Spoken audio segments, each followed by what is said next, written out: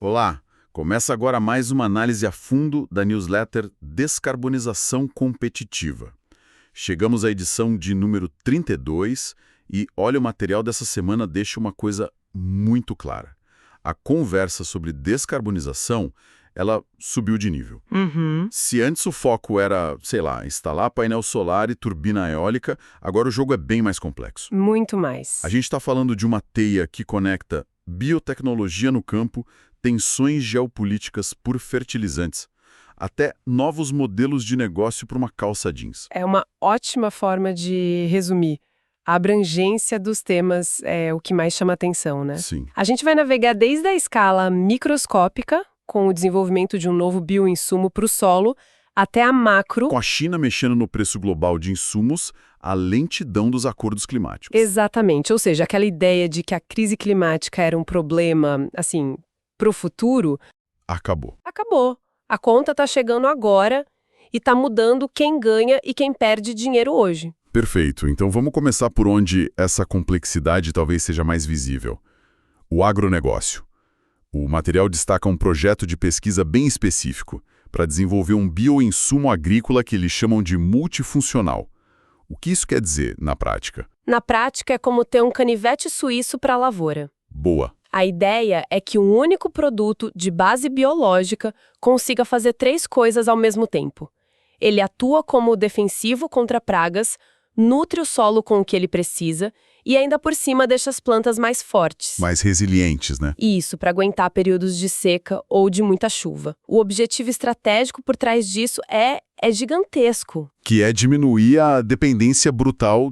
Exato. Diminuir a dependência brutal que o agro tem hoje de fertilizante sintético e defensivo químico. E essa dependência não é só um problema ambiental, é um risco econômico enorme, imagino. Exatamente. E é aí que uma inovação que nasce num laboratório se conecta com a estratégia de negócio, com a agenda ESG de uma empresa. O que os autores destacam é o potencial de escala disso para gerar novas receitas. Certo. Primeiro, através de créditos de carbono. Porque se você reduz o uso de fertilizantes nitrogenados, que emitem gases potentíssimos. Você gera um crédito. Isso. E segundo, porque ao melhorar a saúde do solo, você aumenta a matéria orgânica, que nada mais é do que carbono sendo sequestrado da atmosfera. Mas uma tecnologia, assim, por mais promissora que seja, ainda parece uma solução de mais longo prazo, né? E o material desta semana joga um balde de água fria na gente, mostrando uma vulnerabilidade bem imediata, que vem da China. Sim, e aqui os pontos se conectam de uma forma até dramática. Uma das notícias mostra que o governo chinês decidiu restringir as exportações de fertilizantes para garantir o próprio abastecimento. E o resultado? Foi instantâneo. Os preços globais dispararam, criando uma onda de incerteza para o mundo todo, especialmente para gigantes agrícolas e importadores como o Brasil. De repente, a geopolítica bateu na porta da fazenda, sabe? Então essa crise externa acaba funcionando como um acelerador para soluções internas, como os bioinsumos. Precisamente. A análise é muito clara nesse ponto. O desenvolvimento de alternativas nacionais, seja com bioinsumo, seja com fertilizante organomineral, e deixou de ser uma pauta verde, assim, bonitinha, e virou uma questão de segurança alimentar e de inteligência econômica. A empresa que investir nisso hoje não está só descarbonizando, ela está construindo um escudo contra a volatilidade de um mercado global cada vez mais imprevisível. E essa vulnerabilidade do campo não para por aí. Outro ponto que a newsletter levanta é a baixíssima cobertura de seguros rurais no Brasil. Ou seja, o produtor investe em tecnologia, mas se vem um evento climático extremo... Ele perde tudo, é uma falha de mercado gritante. Sim. E a recomendação aqui é bem interessante. A solução não é simples, passa por um modelo que o mercado chama de blended finance. Financiamento misto, certo. Vamos traduzir isso. O que significa na prática? Pensa nisso como o governo entrando com a primeira aposta para diminuir o risco. O setor público cria um fundo ou oferece garantias, e esse selo de confiança atrai o capital privado que, de outra forma, acharia o investimento arriscado demais. Entendi. A ideia é usar esse modelo para incentivar seguradoras a criarem produtos mais inteligentes, como os seguros paramétricos. Paramétricos, outro termo que parece complicado. Mas a lógica é simples e, olha, genial. Em vez de depender de um perito ir lá na fazenda avaliar o estrago da seca, Que é um processo lento. lentíssimo, o seguro é ativado por um parâmetro, um dado. Por exemplo, o sistema de satélite detecta que na região daquela fazenda não choveu o mínimo esperado por 30 dias. Ah, entendi. Com base nesse dado, o pagamento do seguro é liberado. Automaticamente. É mais rápido, mais barato e menos burocrático. E qual o incentivo para isso acontecer? A proposta é que o governo subsidie parte do custo desse seguro para quem adota práticas mais resilientes. Aí o seguro vira uma ferramenta ativa, um incentivo para descarbonizar. Essa tensão entre inovação e infraestrutura, sabe? Entre soluções novas e problemas antigos. Isso não acontece só no agro, certo? A newsletter nos leva para um exemplo surpreendente no setor de energia, lá na Espanha. Confesso que essa parte me pegou. A gente sempre pensa que mais energia renovável é a solução. Mas lá o excesso virou um problema. Como assim? É o grande paradoxo do sucesso. A Espanha investiu tanto, mas tanto em energia solar, que, em certos momentos do dia, quando o sol está a pino, a oferta de eletricidade é tão gigantesca que o preço despenca. Chega a zero ou até a valores negativos. Espera um pouco, preço negativo quer dizer que pagam para as pessoas usarem energia? Como isso é possível? Exato. Imagina que a rede elétrica é como um sistema de encanamento que precisa estar sempre com a pressão equilibrada. Certo. Se entra muito mais água do que está saindo, os canos podem estourar. Com a eletricidade é parecido. O preço fica negativo para ser um sinal desesperado ao mercado, tipo, pelo amor de Deus, consumam energia agora para aliviar a rede. É como preparar um banquete para 100 pessoas, mas todo mundo decide comer exatamente ao meio-dia. Perfeito. No resto do tempo, a comida esfria e estraga. A questão não é a quantidade de comida, mas como distribuí-la ao longo do dia. Entendi. E para as empresas que construíram as usinas solares, isso é um pesadelo. Elas estão se tornando vítimas do próprio sucesso. E a consequência, como aponta o material, é uma onda de consolidação. Gigantes compram projetos menores que não aguentam a rentabilidade baixa. O que a situação da Espanha ensina é que a próxima fase da transição energética não é sobre quem gera mais energia limpa. Mas sobre quem gerencia melhor. Quem gerencia melhor a flexibilidade. A vantagem competitiva se desloca para as tecnologias de armazenamento, como baterias e hidrogênio verde, e para as redes inteligentes, as smart grids. É uma dor de cabeça de um mercado maduro, né? Aqui no Brasil, o debate parece estar no estágio anterior. A gente ainda está muito focado no papel crítico das termoelétricas para dar estabilidade ao sistema. Sim, e o material aborda diretamente esse equilíbrio delicado entre descarbonizar e garantir a segurança energética. A proposta que emerge da análise é de uma sequência lógica para a desativação dessas usinas, baseada na intensidade de carbono de cada uma. Qual seria a ordem? O primeiro passo seria eliminar as mais poluentes, as usinas a carvão. O segundo, as que usam óleo diesel.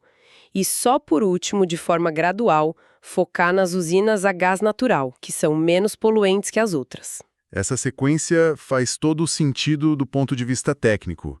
Mas, assim, parece muito linear. E a política? E as pessoas? Ah, sim. Fico pensando, não tem uma pressão enorme para manter as usinas a carvão em certas regiões por causa dos empregos? Como a análise lida com esse fator humano? Você tocou no ponto central. A análise técnica é clara, mas a implementação é um desafio político e social gigantesco. Pois é. O que se defende é que esse processo precisa ser uma transição justa. Quer dizer, ele tem que ser acompanhado de políticas públicas robustas para requalificar os trabalhadores e atrair novos investimentos para essas regiões. Ignorar esse fator humano é a receita para o fracasso. E o que entraria no lugar? As soluções futuras apontadas para substituir essa energia firme são a biomassa e, de novo, o armazenamento. Essa mesma dinâmica de uma indústria inteira tendo que se reinventar aparece no lugar que talvez a gente não espere. O nosso guarda-roupa, O material usa o exemplo da indústria do jeans. Uma indústria historicamente conhecida pelo consumo absurdo de água e produtos químicos, Nossa, sim. mas que por pressão dos consumidores e da regulação está passando por uma revolução silenciosa. Os autores citam inovações como o tingimento a seco, que usa CO2 pressurizado em vez de água, Uau. o uso de laser para criar aqueles efeitos de desgaste que antes exigiam químicos e a reciclagem de fibras em larga escala. Isso muda só a forma de fabricar ou o negócio como um todo? Muda o negócio como um todo. A circularidade virou o centro da estratégia. Empresas estão criando modelos para reparar, revender e até desmontar calças antigas para fazer novas. Interessante. O que isso realmente significa? Quer dizer, a grande mudança é que a etiqueta de preço de uma calça jeans está ficando obsoleta. O verdadeiro valor está na história que ela conta. De onde veio cada fibra, quem a fez, como ela pode ser consertada e para onde ela vai depois. As marcas que dominarem essa narrativa circular. Exato. Não estarão mais vendendo um produto, mas um serviço de vestuário. Falando em dia a dia, um dado que me saltou aos olhos foi sobre mobilidade urbana. O Uber Moto chegou a 30 milhões de usuários em 5 anos no Brasil. É um número... Gigantesco. É um fenômeno. E isto levanta uma questão importante, como aponta a análise. A eletrificação dessa vasta frota de motocicletas representa um caminho muito mais rápido, barato e impactante para descarbonizar a mobilidade nas cidades. do que focar só nos carros. Muito mais. É uma daquelas vitórias rápidas e de alto impacto que talvez a gente esteja deixando passar. E essa agenda parece estar se espalhando para todos os cantos, né? O material menciona brevemente que até a corrida de São Silvestre vai compensar suas emissões de carbono. É um sinal simbólico, mas poderoso.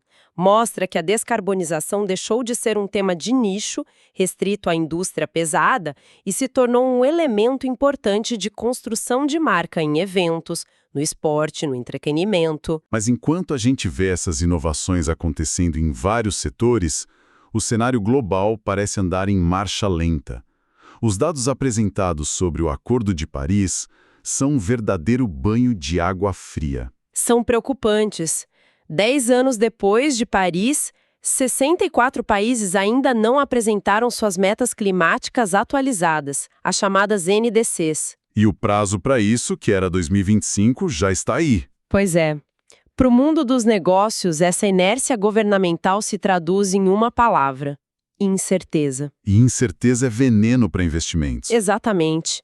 Como é que uma empresa vai planejar um investimento bilionário numa nova tecnologia limpa que leva décadas para se pagar, se as regras do jogo podem mudar a qualquer momento? Esse é o risco regulatório em sua forma mais pura. Ele paralisa o capital e atrasa a transição. E para quantificar esse perigo, o material cita um estudo sobre a América Latina e o Caribe. A estimativa é de um custo de até 1,6 trilhão de dólares no PIB da região até 2050 se a gente não agir. E quando a gente fala em 1,6 trilhão de dólares, a conversa muda de patamar. Com certeza. Deixa de ser uma discussão ambiental e vira um imperativo de estratégia econômica e segurança nacional. Ignorar a agenda climática hoje significa expor empresas e países a perdas financeiras concretas e substanciais. Mas em meio a essa paralisia global, a análise aponta uma luz no fim do túnel aqui no Brasil. A definição das metas do programa RenovaBio até 2035 pelo Ministério de Minas e Energia. Sim, essa medida é elogiada como um exemplo de política pública eficaz. Por quê? Porque ela ataca diretamente o problema da incerteza. Ao definir metas claras de longo prazo, o governo oferece previsibilidade. Ele cria um sinal de preço para o carbono evitado através dos CBIOs e dá a segurança que o setor privado precisa para investir. Vamos explicar o que são os CBIOs de forma simples. Pensa no CBIO como um certificado que o produtor de etanol ou biodiesel recebe para cada tonelada de carbono que sua produção evitou emitir em comparação com o combustível fóssil. Ok. As distribuidoras de combustíveis são obrigadas por lei a comprar esses certificados para cumprir suas metas de descarbonização. Ah, então isso cria um mercado. Exato. Dá um valor financeiro real para a descarbonização e sinaliza para o investidor: Pode vir, aqui tem regra clara e retorno financeiro. É isso que consolida a liderança do Brasil em biocombustíveis. Então, o que tudo isso significa para o futuro? A conversa toda parece indicar que estamos entrando numa fase 2.0 da transição, muito mais desafiadora, focada em descarbonizar setores como aviação, siderurgia, cimento. Exato. E essa nova fase traz novos gargalos.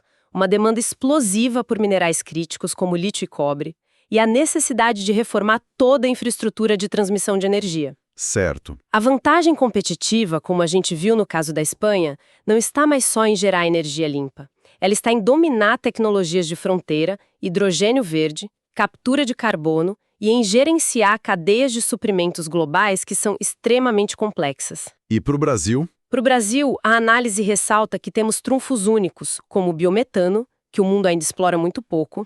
E para ilustrar essa próxima fronteira, a newsletter fecha com 2 exemplos muito fortes. O primeiro é Singapura, um país-cidade investindo 3,7 bilhões de dólares com um plano deliberado de se tornar um hub global de bioeconomia.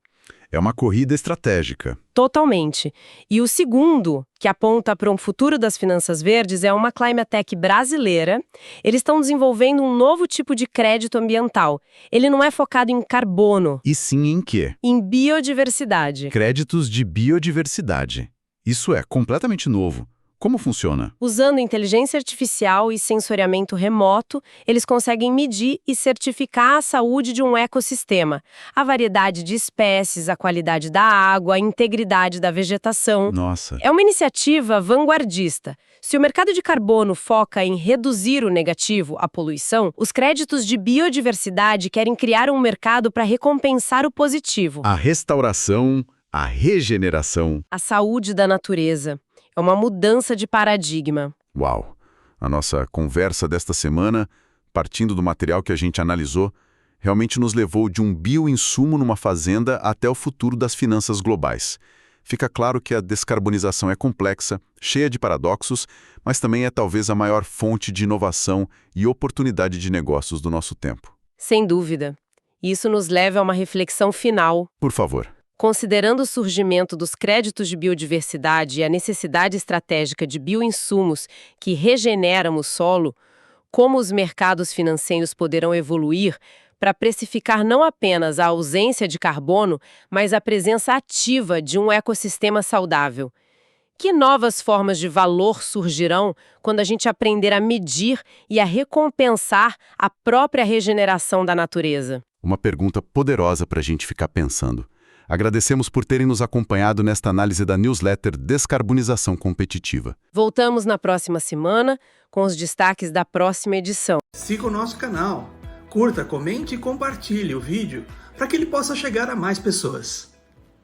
Siga o nosso canal, curta, comente e compartilhe o vídeo para que ele possa chegar a mais pessoas.